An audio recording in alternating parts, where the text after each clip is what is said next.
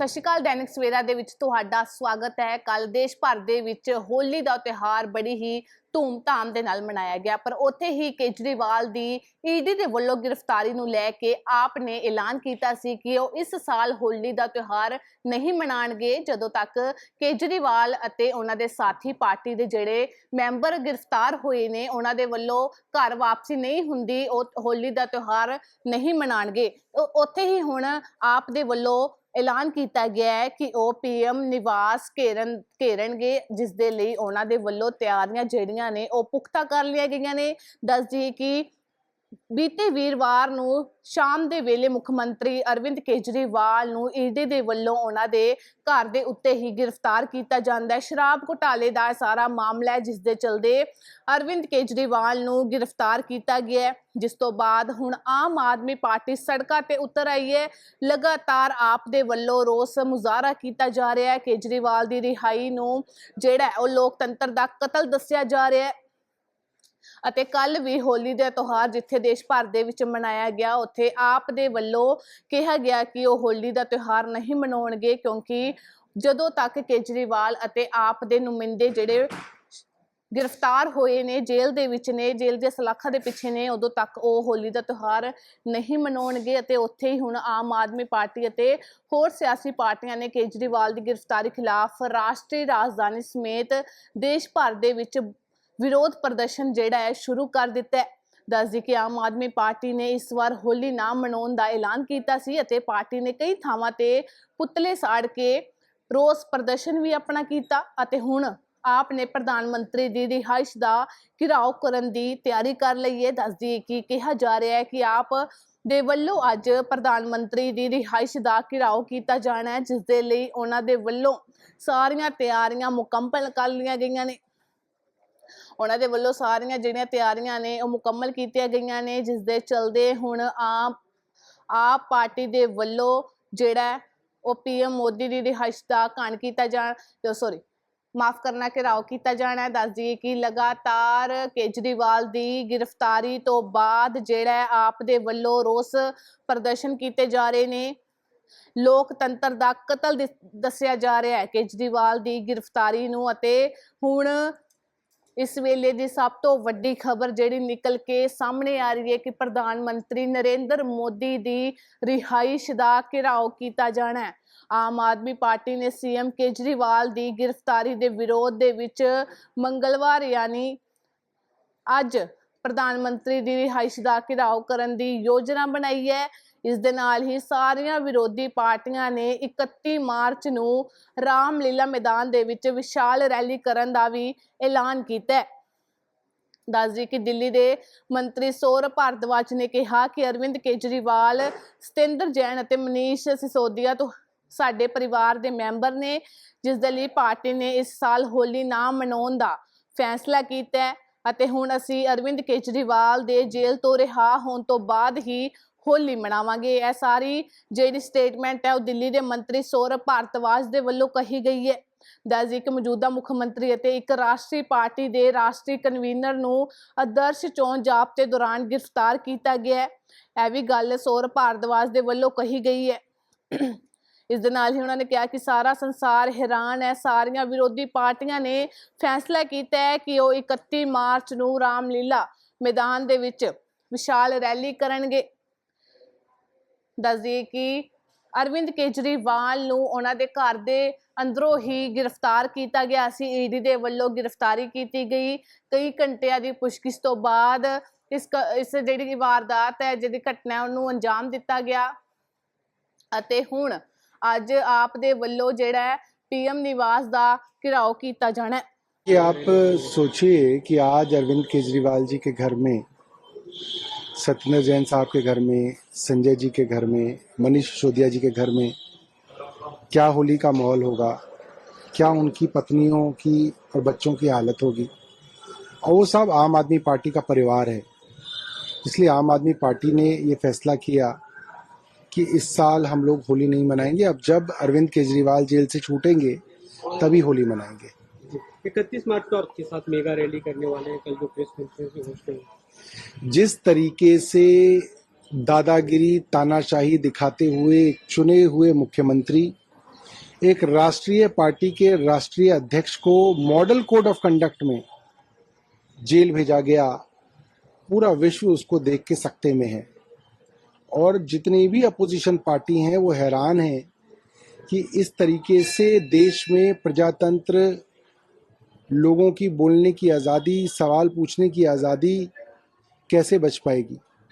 और सब लोगों ने फैसला किया कि अरविंद केजरीवाल जी के पक्ष में और इस गुंडागर्दी के खिलाफ एक बड़ा मैसेज देना बहुत ज़रूरी है। इसलिए इंडिया के घटक दल मिलके 31 तारीख को रामलीला मैदान में एक बड़ी रैली करेंगे और पूरे विश्व में, पूरे हिंदुस्तान में एक संदेश देंगे। आप लोग की तरफ से भी घोषणा हुई थी कि आवास का घेराव करेंगे कल यानी 26 तारीख को, उसकी क्या तैयारी है? देखिए, हमारा मानना है कि जो भी एजेंसियां कर रही हैं, चाहे ईडी हो चाहे सीबीआई हो, ये सब प्रधानमंत्री कार्यालय से जो है इशारे के बिना ये काम नहीं होते हैं। ये सब राजनीतिक निर्णय जो हैं शीर्ष नेतृत्व द्वारा लिए जा रहे हैं।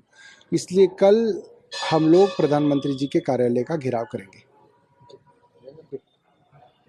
बीजेपी के नेता लगातार लेकिन इस पे सवाल उठा रहे हैं, आप लोग जिस तरह इस मामले में प्रोटेस्ट कर रहे हैं। किरण रिजिजू का कल बयान है, केंद्रीय मंत्री, जो उन्होंने कहा कि एक तो आपने करप्शन किया, उसके हिसाब से कार्रवाई हुई, लेकिन उसके बावजूद आप लोग कानून को हाथ में ले रहे हैं, प्रोटेस्ट कर रहे हैं कांग्रेस के। हम भारतीय जनता पार्टी से पिछले 3 दिन से पूछ रहे हैं। भारतीय जनता पार्टी जिस शरद चंद्र रेड्डी को भ्रष्टाचारी बताती थी, मनी लॉन्ड्रिंग का आरोपी बताती थी, जिसको ईडी ने गिरफ्तार किया, जिसको ईडी ने शराब के कथित मामले का किंगपिन बताया, उस शरद चंद्र रेड्डी से गिरफ्तार होने के बाद भारतीय जनता पार्टी ने चोरी छुपे इलेक्टोरल बॉन्ड के पर्दे के पीछे 55 करोड़ रुपए क्यों लिए? क्यों नहीं किरण रिजिजू इसके बारे में बता रहे हैं? क्यों भारतीय जनता पार्टी का कोई नेता जो है अखबार में इसके ऊपर कोई जो है अपनी प्रतिक्रिया नहीं दे रहा है? कुछ तो गाल में काला है। भारतीय जनता पार्टी सच जो है देश के सामने बताए। जी, जैसे कल जो उम्मीदवारों की सूची जारी की गई 5वीं सूची लोकसभा चुनाव के लिए, उसमें कंगना रनौत का नाम है, कोलकाता हाई कोर्ट के पूर्व जो न्यायाधीश थे उनका नाम है, अरुण गोविल को मेरठ से चुनाव लड़ा रही है जो रामायण में राम का किरदार निभा चुके, वरुण गांधी को ड्रॉप कर दिया गया पीलीभीत से। देखिए, जिस तरीके से एक सुप्रीम कोर्ट के चीफ जस्टिस को भारतीय जनता पार्टी ने राज्यसभा में भेजा, उन सुप्रीम कोर्ट के जस्टिस के ऊपर बड़े सवाल इकट्ठे होते हैं। अब ये जो कलकत्ता हाई कोर्ट के जज साहब थे, ये लगातार राजनीतिक बयानबाजियां कर रहे थे और अखबारों में इस तरह से छप रहा था कि ममता बनर्जी से हाई कोर्ट यानी कि माननीय न्यायालय सवाल पूछ रहा है, और अगले ही दिन वो भारतीय जनता पार्टी ज्वाइन कर लेते हैं। इसका मतलब भारतीय जनता पार्टी से उनका रिश्ता पुराना था। क्या जज के रहते कोई जज किसी राजनीतिक दल से रिश्ता रख सकता है? क्या उनके द्वारा किए गए फैसले आज भी मान्य होंगे? क्या उन फैसलों के ऊपर दोबारा से रिव्यू नहीं होना चाहिए? क्या कोर्ट द्वारा अपने जजों के लिए कोई स्टैंडर्ड ऑपरेटिंग प्रोसीजर, कोई कोड ऑफ कंडक्ट नहीं बनना चाहिए कि जज क्या कर सकते हैं, क्या नहीं कर सकते हैं? ये न्याय व्यवस्था और न्यायालयों के ऊपर एक बड़ा सवाल चिन्ह इन जज साहब ने लगा दिया है। कंगना रनौत का लिस्ट में जुड़ना, वरुण गांधी का ड्रॉप। देखिए, कंगना रनौत जैसी ऐसे बहुत सारे सेलिब्रिटी हैं जो सेलिब्रिटी होने के मुखौटे के पीछे भारतीय जनता पार्टी की बैटिंग करते हैं। कंगना रनौत के बारे में सब लोग जान रहे थे कि भारतीय जनता पार्टी की बैटिंग करती हैं और कल नहीं तो परसों इन्हें भारतीय जनता पार्टी का टिकट मिलेगा और ये अब साबित हो गया। वरुण गांधी आते रहे केंद्र सरकार पर बीते कुछ समय में, उनका नाम पीलीभीत सीट से इस बार नहीं। देखिए, ऐसे कई लोग हैं जिनसे भारतीय जनता पार्टी अनकंफर्टेबल है। भारतीय जनता पार्टी में सांसद अगर आप बने तो आप चुप रहें, अपनी सरकार से सवाल ना पूछें। ये भारतीय जनता पार्टी के अंदर एक अनरिटन कोड ऑफ कंडक्ट है। जिसने अपनी सरकार से सवाल पूछे हैं उसको साइड लगाया गया है और ऐसी एक लंबी लिस्ट जो है हमारे सामने है, उसके अंदर अब वरुण गांधी का नाम भी जुड़ गया है। बीजेपी बसीरहाट से रेखा पात्रा का नाम है। बीजेपी के नेता मित्रा पॉल का बयान, उन्होंने कहा कि हमने संदेश खाली की एक विक्टिम को वहाँ पे जनप्रतिनिधि बनाने के लिए नाम दिया।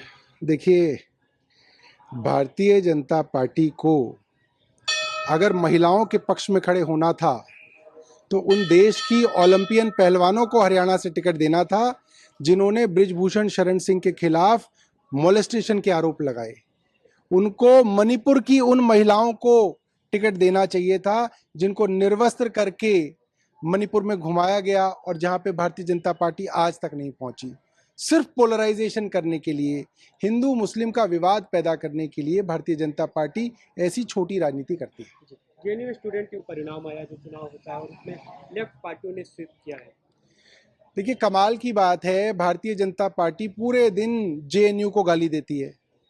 भारतीय जनता पार्टी ने जेएनयू को ऐसे बना दिया है कि जैसे वो देश विरोधी लोगों का जमावड़ा है, और फिर वहां पे चुनाव लड़ने के लिए वो पूरा साम दाम दंड भेद करते हैं, उसके बावजूद हार जाते हैं।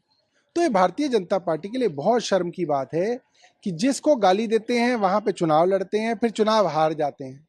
इसका मतलब ये है जेएनयू के लोग, उन लोगों ने, जेएनयू के स्टूडेंट्स ने भारतीय जनता पार्टी की ये जो राजनीति है, नफरत फैलाने वाली राजनीति, उसको नकार दिया है।